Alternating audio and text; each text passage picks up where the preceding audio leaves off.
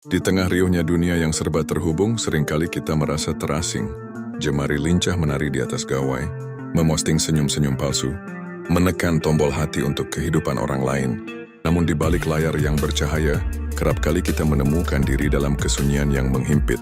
Kita seolah terjebak dalam paradoks modern, dikelilingi keramaian, tapi merasa sendiri. Kesepian bukan hukuman, melainkan bagian dari manusia. Berapa banyak dari kita yang merasa malu mengakui bahwa kita kesepian, bahwa di tengah lingkaran pertemanan yang luas, atau bahkan dalam sebuah hubungan, ada celah kosong yang tak terisi? Kita cenderung menyembunyikan perasaan ini, seolah kesepian adalah aib, tanda kegagalan sosial, atau bahkan kelemahan pribadi. Narasi yang salah ini telah mengakar kuat dalam masyarakat kita.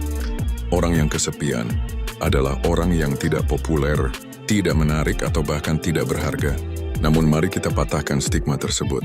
Kesepian bukanlah dosa, bukan pula aib yang harus disembunyikan rapat-rapat. Justru kesepian adalah bagian intrinsik dari pengalaman manusia. Sama seperti kita merasakan kebahagiaan, kesedihan, atau kemarahan, kesepian adalah spektrum emosi yang lumrah. Bahkan, ada momen-momen dalam hidup kita di mana kesepian justru menjadi kawan yang setia, mengantar kita pada refleksi diri yang mendalam, memahami esensi kesepian, lebih dari sekadar absennya orang lain. Sebelum kita bisa merangkul kesepian, kita perlu memahami apa sebenarnya kesepian itu. Kesepian bukanlah sekadar tidak ada orang di sekitar kita. Anda bisa berada di tengah keramaian konser musik, dikelilingi ribuan orang, namun tetap merasa kesepian yang menusuk. Sebaliknya, Anda bisa berada sendirian di puncak gunung, menikmati hembusan angin, dan merasa damai tanpa sedikit pun bayangan kesepian. Kesepian adalah perasaan subjektif, akan ketidaksesuaian antara tingkat hubungan sosial yang kita inginkan dengan tingkat hubungan sosial yang kita miliki. Ini adalah kesenjangan antara apa yang kita butuhkan dari interaksi sosial dan apa yang sebenarnya kita dapatkan. Singkatnya, kesepian adalah rasa terputus dari koneksi yang berarti. Bersaing dalam bagian ini apa yang perlu kita kenali. Pertama, kesepian emosional. Ini terjadi ketika kita merasa kurang memiliki hubungan intim dan mendalam dengan orang lain. Kita mungkin memiliki banyak teman, tetapi tidak ada yang benar-benar memahami diri kita secara mendalam, tempat kita bisa menjadi diri sendiri sepenuhnya. Kedua, kesepian sosial. Ini muncul ketika kita merasa kurang terhubung dengan komunitas atau kelompok sosial yang lebih besar. Kita mungkin merasa tidak memiliki tempat dalam lingkungan sosial kita, atau tidak memiliki jaringan dukungan yang memadai. Ketiga, kesepian eksistensial. Ini adalah jenis kesepian yang lebih filosofis, di mana kita merasakan keterpisahan mendasar dari dunia atau keberadaan itu sendiri. Ini bisa muncul dari kesadaran akan kefanaan hidup, atau dari pertanyaan-pertanyaan mendalam tentang makna dan tujuan. Memahami jenis-jenis kesepian ini membantu kita untuk tidak menghakimi diri sendiri. Ini bukan berarti kita gagal, melainkan kita sedang mengalami salah satu aspek rumit dari pengalaman manusia. Mengapa kita sering merasa kesepian? Ada banyak faktor yang bisa memicu perasaan kesepian. Beberapa di antaranya bersifat eksternal, sementara yang lain lebih internal. Pertama, perubahan hidup yang besar. Pindah kota, berganti pekerjaan, putus cinta, kehilangan orang yang dicintai, atau bahkan transisi ke fase kehidupan baru. Misalnya, pensiun dapat mengguncang jaringan sosial kita dan memicu kesepian. Kedua, budaya individualisme. Masyarakat modern seringkali menekankan kemandirian dan pencapaian individu. Meskipun ini memiliki sisi positif, tekanan untuk selalu mandiri dapat membuat kita enggan mencari dukungan atau mengakui kebutuhan kita akan koneksi. Ketiga, media sosial. Ironisnya, platform yang dirancang untuk menghubungkan kita justru bisa membuat kita merasa lebih kesepian. Melihat sorotan kehidupan orang lain yang tampak sempurna dapat memicu perbandingan sosial yang merugikan, membuat kita merasa hidup kita kurang atau bahwa kita tidak cukup baik. Kita melihat pameran kebahagiaan orang lain, sementara kita bersembunyi dalam kesunyian. Keempat, perfeksionisme dan ketakutan akan penolakan. Ketakutan untuk tidak diterima atau dihakimi dapat membuat kita menarik diri dari interaksi sosial. Kita mungkin merasa bahwa kita harus selalu sempurna untuk bisa dicintai atau diterima, dan ini menjadi penghalang untuk koneksi yang otentik. Kelima, perubahan teknologi dan gaya hidup. Ketergantungan pada komunikasi digital seringkali mengurangi interaksi tatap muka yang berkualitas. Meskipun pesan instan dan video call sangat berguna, mereka tidak dapat sepenuhnya menggantikan keintiman dan nuansa yang hanya ada dalam pertemuan langsung. Keenam, kurangnya keterampilan sosial.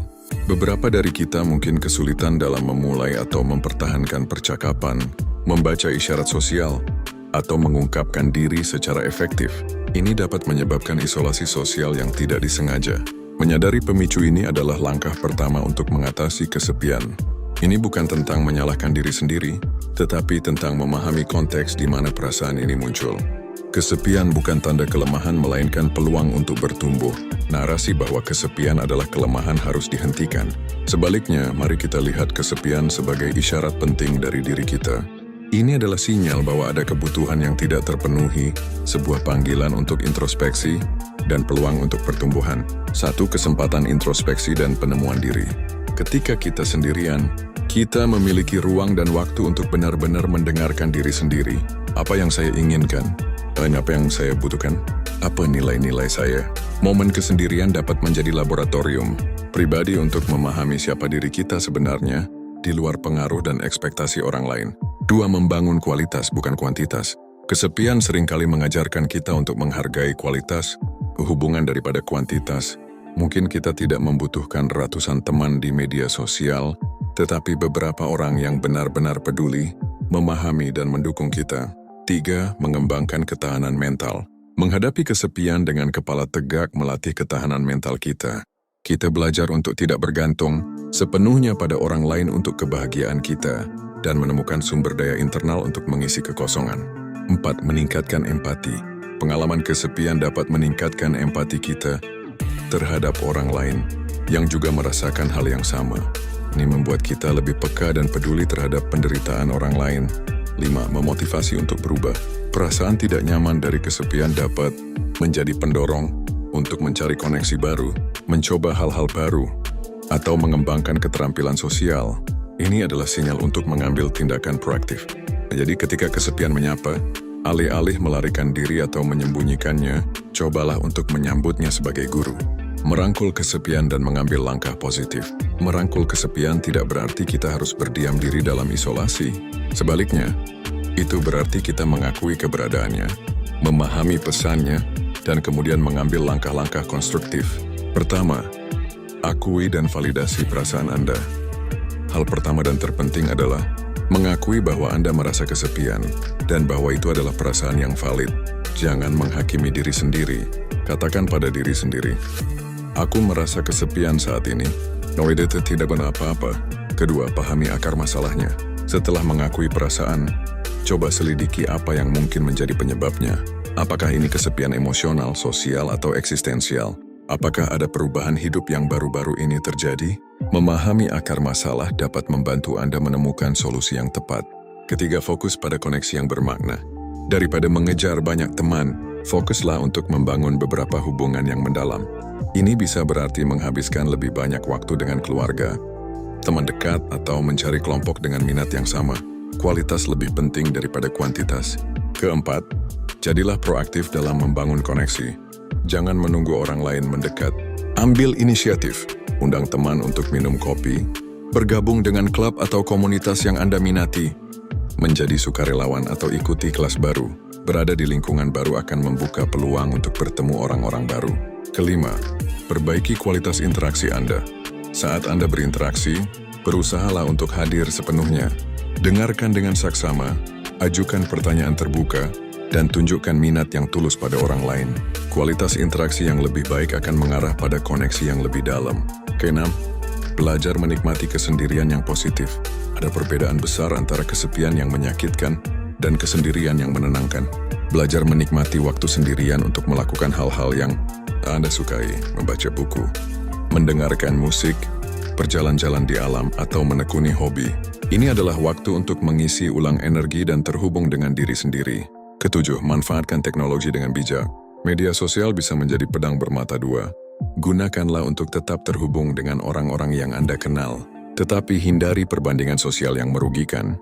Batasi waktu layar Anda jika terasa membuat Anda semakin terisolasi. Kedelapan, praktikkan self-compassion. Perlakukan diri Anda dengan kebaikan dan pengertian, sama seperti Anda akan memperlakukan seorang teman yang sedang kesulitan. Hindari mengkritik diri sendiri karena merasa kesepian. Kesembilan, Cari bantuan profesional jika diperlukan. Jika kesepian terasa begitu berat dan sulit diatasi sendiri, jangan ragu untuk mencari bantuan dari psikolog atau terapis. Mereka dapat membantu Anda mengembangkan strategi coping yang sehat, mengatasi pola pikir negatif, dan meningkatkan keterampilan sosial. Mengapa membiarkan kesepian membimbing kita? Seringkali kita melihat kesepian sebagai musuh yang harus dilawan, sesuatu yang harus dihilangkan secepatnya. Namun bagaimana jika kita mengubah perspektif ini? Bagaimana jika kesepian bukanlah sesuatu yang salah, melainkan kompas internal yang mencoba menunjukkan arah? Ketika kita merasa kesepian, tubuh dan pikiran kita mungkin sedang mengirimkan sinyal kuat, ada kebutuhan yang belum terpenuhi untuk koneksi, untuk pemahaman, atau untuk kehadiran yang berarti. Jika kita mengabaikan sinyal ini, atau mencoba membungkamnya dengan gangguan eksternal, perasaan Anda seperti terlalu banyak bekerja, menghabiskan waktu tanpa henti di media sosial, atau bahkan mencari validasi dari hubungan yang dangkal, yang kita hanya menunda proses penyembuhan dan pertumbuhan yang esensial. Membiarkan kesepian membimbing kita berarti memberi ruang pada perasaan itu, merasakannya sepenuhnya tanpa menghakimi, dan kemudian bertanya, apa yang ingin kamu ajarkan kepadaku? Pertanyaan ini membuka pintu menuju introspeksi mendalam. Mungkin kita akan menyadari bahwa kita terlalu banyak memberi dan tidak menerima cukup dalam hubungan, atau bahwa kita telah kehilangan kontak dengan bagian diri kita yang otentik. Mungkin kita akan menemukan bahwa kita perlu belajar lebih banyak tentang mencintai diri sendiri, atau tentang bagaimana membangun batas yang sehat, membangun koneksi yang autentik. Lebih dari sekadar kehadiran fisik, salah satu pelajaran terbesar yang dapat diberikan kesepian adalah nilai dari koneksi yang autentik.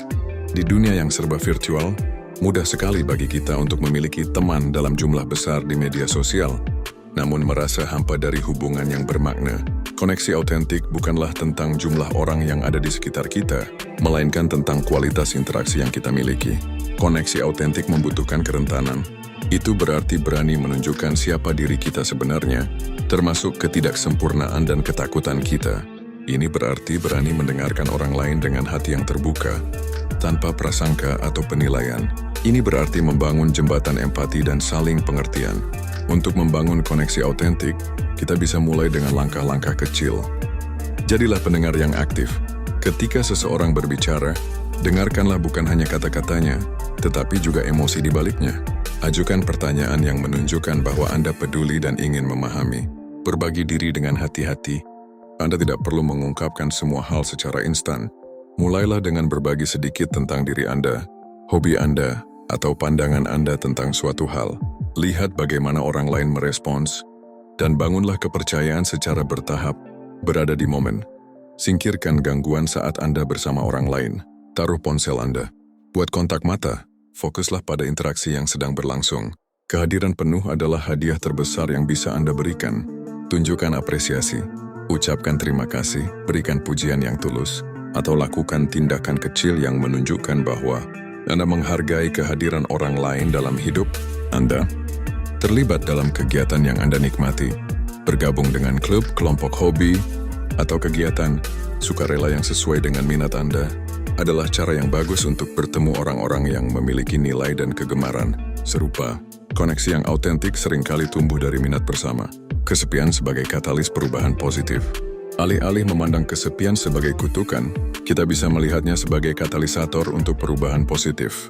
Ketika kita merasa tidak nyaman, seringkali itulah saat kita paling termotivasi untuk melakukan sesuatu yang berbeda.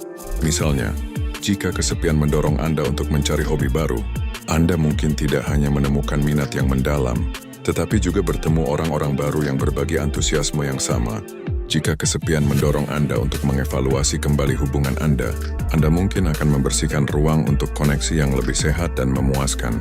Jika kesepian memicu refleksi diri, Anda mungkin akan menemukan kekuatan dan ketahanan internal yang tidak pernah Anda sadari sebelumnya.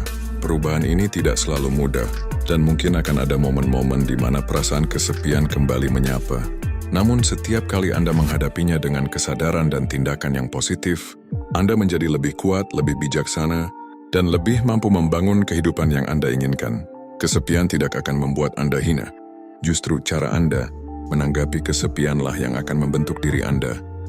Apakah Anda akan membiarkannya mengisolasi Anda? Atau apakah Anda pasti menggunakannya Sebagai batu loncatan menuju pertumbuhan dan koneksi yang lebih dalam, pilihan ada di tangan Anda. Bagaimana Anda berencana untuk memanfaatkan momen kesendirian Anda sebagai peluang untuk pertumbuhan? Oke bro, itu tadi materi kita kali ini. Semoga ada sesuatu yang bisa lo ambil dan langsung lo terapkan.